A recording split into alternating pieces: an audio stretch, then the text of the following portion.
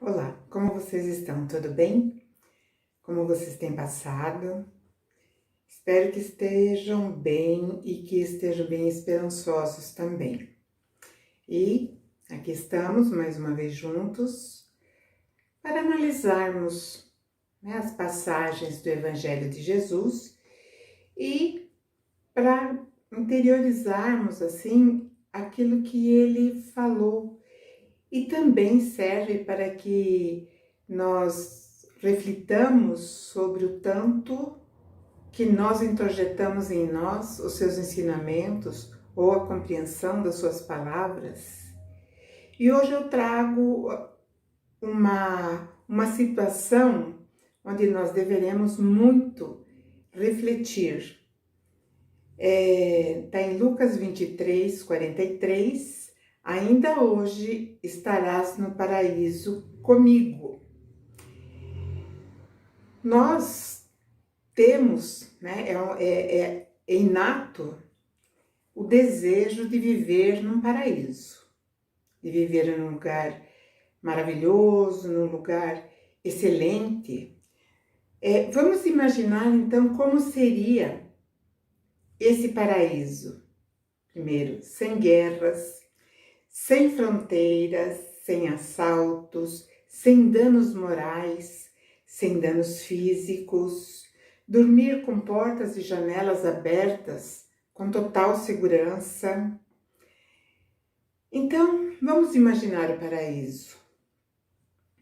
Outro, fator importantíssimo que nós desejaríamos muito é que nesse paraíso não existissem doenças, evidentemente também não haveria remédio, não haveria hospitais, porque se não havia doentes, se não teria o porquê, dos hospitais, não teria também, uma das coisas muito importantes, a corrupção em todos os seus espectros.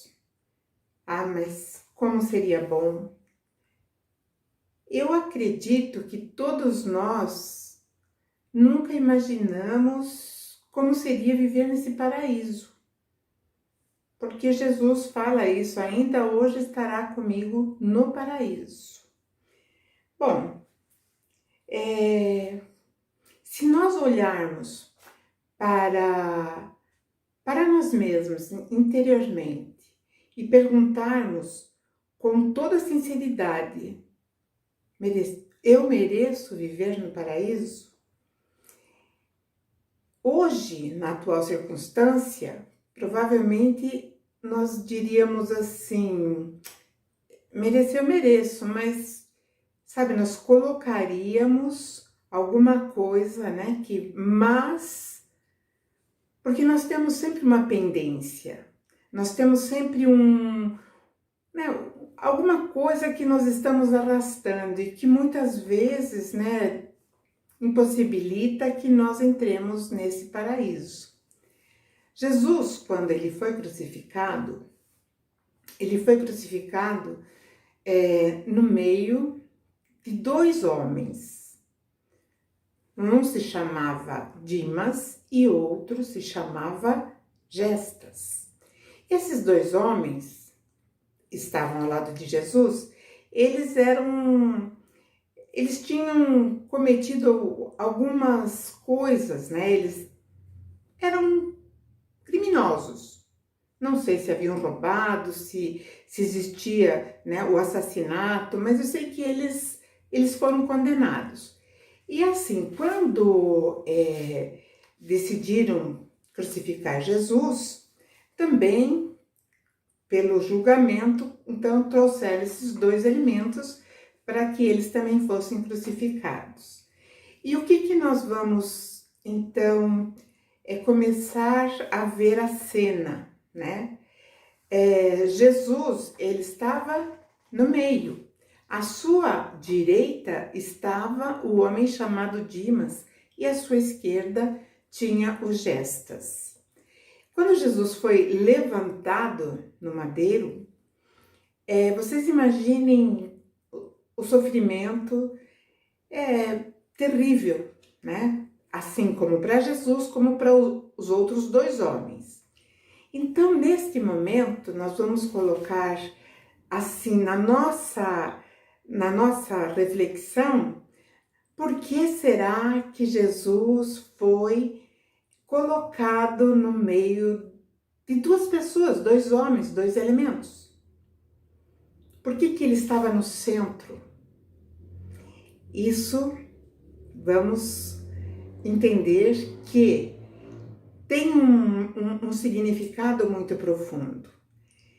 Todos os que estavam ali, muitos choravam, algumas mulheres, né, batiam no peito, choravam, demonstrando o que elas estavam sofrendo juntamente com Jesus.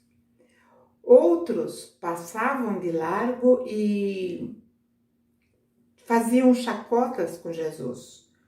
Você, né, salvou a tantos e, no entanto, não pode salvar-se. Outros diziam assim, ué, você não é aquele que derrubaria o templo e em 3 dias edificaria o templo? Jesus não repetia, não falava, não esboçava nenhuma reação. Aliás, antes desses despautérios que dirigiam a ele, Jesus já tinha pedido, Pai, isso foi na hora da levantada da cruz, Pai, perdoai, eles não sabem o que fazem. E aí, então, no meio de toda aquela agonia, né, daquele sofrimento, porque vejam, a morte pela crucificação, ela é o condenado, ele é crucificado, né, porque prendem, né, com cravos as suas mãos, mas esse cravo que foi colocado nas mãos não é para que ele fique preso na cruz, porque existia também as amarras, que era para assegurar que aquela crucificação de braços abertos ia se manter, porque se fosse só pregado, o peso, né, do condenado rasgaria e ele cairia. Então ele tinha todo uma proteção ali para garantir que ele não se desprendesse da cruz. Os pés lá embaixo também estavam feridos, porque tinha um tipo de um patamarzinho, onde o pé ficava assim, né, colocado nesse patamar, e aí sim também passado um cravo ou um pregão enorme, garantindo por esse patamar que também, né, o peso, né, ficasse ali em cima desse, alguns falam banquinho, mas não é bem banquinho, é um patamarzinho, e dessa forma, então, o condenado, ele entrasse numa agonia lenta, né? Normalmente, essa agonia, ela é terrível, porque pela posição dos braços e a força, né, que as pernas vão exercer, vai refletir em todo o músculo abdominal. E esse músculo abdominal, ele vai ficando cada vez mais tenso, cada vez mais retesado, e aí acontece o quê? Além da arritmia, além o sangue começa a ter, né, uma dificuldade muito grande na sua circulação, e ele começa então a ter problemas muito sérios, porque daí a circulação também já vai afetando o cérebro, mas uma das coisas que é mais martirizante é que pouco a pouco o pulmão entra num processo de inflar, então vem asfixia. Então era essa assim a situação daqueles 3. E aquele que estava do lado esquerdo, naquele momento de sofrimento, porque os 3 estavam passando pela mesma provação, pela mesma dor. O que estava do lado esquerdo, que se chamava Giesta, falou assim, se você realmente é o Messias, salve-se e salve-nos também. Jesus não respondeu absolutamente nada para Gestas, porque não tinha o que falar para ele. E aí o que estava, né, do lado direito, que era Dimas, falou, com certeza com dificuldade, né? falou para ele calar-se, falou: se você não está vendo que este homem não cometeu mal nenhum e que nós sim, nós cometemos crimes e estamos aqui pela justiça, nós merecemos estar aqui, mas ele não cometeu mal nenhum. E aí ainda Dimas fala: Senhor, lembre-se de mim quando adentrar ao teu reino, ou quando você, né, estiver de posse e for o rei. Jesus falou então para Dimas: ainda hoje estarás comigo no paraíso. E aí, com essa história, né, com todos esses acontecimentos ali, então, o que nós podemos depreender? Como Jesus falou para Dimas, ele estaria ainda hoje, né, naquele dia, no dia da crucificação, ele estaria no paraíso. E aí, o rapaz que estava à sua direita, né, expirou. Assim como Jesus logo depois também expirou, né? Mas aí nós vamos entender, né, uma situação bem interessante, porque quando o Jesus garantiu isso para Dimas, então nós logo imaginamos que assim que ele expirou, ele, né, foi para o paraíso. Mas que paraíso é esse? Qual o paraíso que nós ainda entendemos? Aquele paraíso de conto de fadas, aquele paraíso, né, lá de trás, ou nós simplesmente não temos nenhuma opinião formada sobre esse paraíso. Meus amigos, o paraíso que Jesus disse a Dimas, na verdade, era o nível de consciência que ele atingiu naquele momento. Não é que ele se arrependeu dos pecados, porque ele assumiu, como nós também assumimos, né? Como eu já disse, se perguntarem para nós: você merece entrar no paraíso? Né? Em primeiro momento nós vamos dar, né, fazer uma hesitação. Por quê? Porque ainda nós temos, né, algumas pendências que nós não conseguimos eliminar. E se nós falarmos assim, claro, nós estaremos sendo insensatos. Porque o paraíso, na verdade, é o conhecimento, é o desabrochar daquilo que vem de dentro e que você sabe para onde você está direcionando. Porque nós sabemos que Jesus ficou 3 dias para depois ressurgir. Então, nesses 3 dias, nós não fazemos ideia onde ele esteve, mas ele ressurgiu. Quando ele ressurge, ele diz assim para Maria Madalena, que estava ali chorando na frente, né, da tumba, e nem percebeu que tinha alguém sentado ali. E aí, quando Jesus fala assim: por que choras? Aí ela explica que o mestre tinha sido crucificado. Daí, quando ele chama ela pelo nome, ela compreende ou entende que quem está ali é o mestre. Fazia já 3 dias, faziam que ele havia sido crucificado e morto. E aí, quando ela vai tocá-lo, ele diz: não me toque, ainda não fui para meu pai. Então, esses 3 dias, nós não sabemos o que ele fez. Mas ele realizou alguma coisa. Talvez um dia tenhamos essa informação. Por enquanto, não. Há especulações. Mas ele não tinha ido para o pai. Então, ele estava ali, ele estava naquele circuito. Então, e o rapaz, o Dimas, como é que ele foi sozinho para o paraíso? Ele sabia o caminho? Como é que foi? Como aconteceu isso?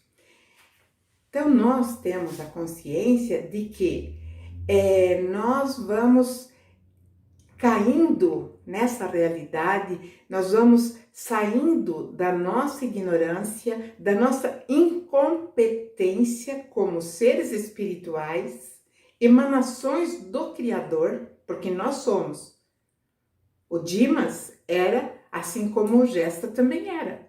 Só que o Dimas, essa emanação do Criador, tinha compreendido qual era a real missão de Jesus, o significado dele estar ali.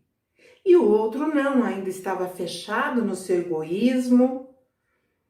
E eu fiz uma análise comigo mesmo. Me coloquei no lado, né? Lá na crucificação, eu me coloquei primeiramente como Gestas. E realmente, Jesus tinha feito tantos prodígios, Jesus tinha tirado Lázaro do túmulo, né? Tinha tirado Lázaro, tinha feito tantas outras coisas, e porque naquele momento ele estava reticente, porque naquele momento, isso Gestas, eu sendo Gestas, porque naquele momento ele estava tão aceitando aquela situação de dor e sofrimento, porque aquele patíbulo ali era de grande angústia, era agonizante. Então esse é o Gestas falando, poxa vida, ele fez tanta coisa e agora que nós estamos precisando que ele faça uma coisinha pequena para ele, quer nos desprender dessa cruz e nós continuarmos a nossa caminhada. E aí então vem os impropérios, Senhor, você não é o tal, você não é aquele que salvava pessoas, por que você não salva a nós? Por que você não salva você?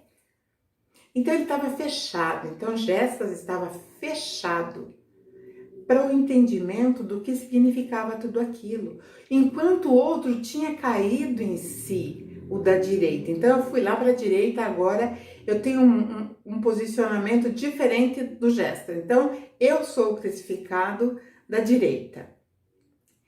E aí, enquanto eu sou Dimas, eu estou representando Dimas e sentindo que Dimas estava vivenciando naquele momento, eu imaginei, eu estou aqui porque realmente eu cometi delitos. Eu fiz algo que justifica essa minha execução. Mas e ele? O do meio? Ele não fez nada. Ele espalhou o amor. Ele falou que era para um amar o outro como a si próprio. Ele falou para orar pelos inimigos. Ele abençoou as crianças. Ele fez tantas coisas. Para mim, Dimas, é o maior privilégio estar aqui nessa cruz de padecimento juntamente com ele, com Jesus. Então, esse Dimas é que fala para o outro, cala-te. Nós cometemos delitos, mas ele não. Ele é bom. E diz, lembre-se de mim quando assumir ou quando retornar como rei absoluto. Então Jesus fala para ele, ainda hoje estarás comigo. Ou seja, o nível de consciência de Dimas, ele deu uma elevada. Ele elevou esse nível. Então, com Jesus, ele estaria assim, porque não era a questão de ir para o paraíso, mas sim o reconhecimento de si mesmo, o entendimento de quem era aquele que estava ali no centro e tudo o que ele fez e que ele realizaria ainda. Então, Dimas não foi imediatamente para o paraíso. Com certeza, ele teve digamos assim, um retorno a outra dimensão com outra visão, com uma serenidade muito grande e principalmente com segurança. Porque enquanto o outro estava fugindo de uma situação que já não tinha mais como reverter, eles estavam prestes a dar o último suspiro. O outro ainda fala, lembre-se de mim quando entrares no teu reino. E aí eles expiraram, todos eles faleceram nesse momento. Então Dimas tinha um nível de consciência, ele adentrou nessa dimensão, nessa outra dimensão, com outro patamar de conhecimento e também um novo ser revitalizado, né? No seu interior, na sua mente, por reconhecer que quem estava ali era alguém realmente muito importante. E Jesus é, né, o nosso modelo e guia. E eu fico, assim, no sentido figurado, eu sempre estou me colocando em qual lado eu estou, né, de direita ou esquerda. Então eu fico pensando assim, nos momentos de dificuldade, nos momentos em que há o flagelo moral ou que há aquela dor, né? Enfim, nós estamos aqui, né, num processo que é difícil. Eu fico pensando, qual lado que eu estarei? E lembrando Emmanuel, que fala que é nos momentos de crise, no ápice das nossas dores, é que nós realmente mostramos quem somos. É no momento de crise que nós decidimos se ficamos ao lado esquerdo, se ficamos do lado direito. E aí, a pergunta que fica para você, meu irmão, é qual lado você vai decidir ficar? Pense bem, analise bem e escolha. Eu escolhi o meu. Eu espero que cada um escolha também, com bom senso, com um critério apurado, qual lado você deseja estar.